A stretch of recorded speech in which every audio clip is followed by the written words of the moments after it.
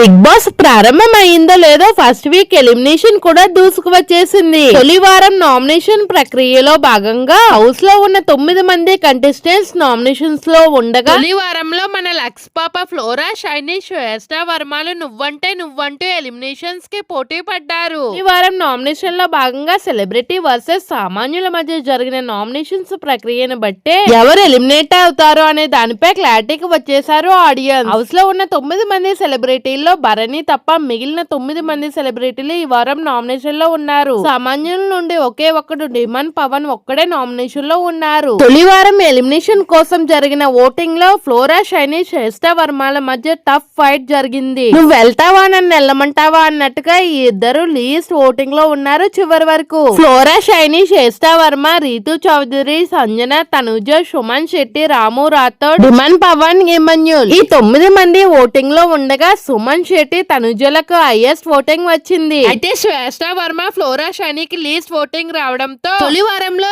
ఈ ఇద్దరిలోనే ఒకరు eliminate కాబోతున్నారని voting poles results వచ్చాయి. అయితే చివరికి జానీ మాస్టర్ అసిస్టెంట్ కొరియోగ్రాఫర్ వివాదాస్పద శ్వేత వర్మ ఎలిమినేట్ అయ్యిందని తెలిసిపోయింది. నిజానికి బిగ్ బాస్ హౌస్ లోకి మంచి అంచనాలతో అడుగుపెట్టింది శ్వేత వర్మ. లాంచింగ్ ఎపిసోడ్ రోజున తర్వాత బయటకు వచ్చాయి. మనం కలిసి సినిమా చేద్దామని నాగార్జున అన్న మాటకి సీరియస్ గా తీసుకుందో ఏమో కానీ ఫస్ట్ వీక్ ఓటింగ్ కూడా శ్వేత వర్మకి కలిసి రావడంతో తొలి వారంలోనే హౌస్ నుండి బయటకు అడుగు పెట్టబోతుంది. తాజా అప్డేట్ ప్రకారం శ్వేత వర్మ ఎలిమినేట్ అయినట్టు తెలిసిపోయింది. నిజానికి ఉదయం నుండి ఫ్లోరా, షైనీ ఎలిమినేట్ కావడం ఖాయమని అనుకున్నారు అంతా. శ్వేత వర్మతో పోల్చుకుంటే ఓటింగ్ లో కూడా ఫ్లోరా, షైనీ లిస్ట్ లోనే ఉంది. కానీ బిగ్ బాస్ ఎలిమినేషన్ ట్విస్ట్ లో ఒకసారి ఊహకి అందినట్టుగా ఓట్లకు దొరకనంత దూరంగా ఉంటాయి కాబట్టి చివరి నిమిషాల్లో శ్వేత వర్మని ఎలిమినేట్ చేసినట్టు తెలిసిపోయింది. ఇట్లా ఫ్లోరా, షైనీ తొలి రోజు ఓటింగ్ నుండి ఏమాత్రం ప్రభావం చూపించలేకపోయింది. ఇందులో సినిమాలు చేసి చాలా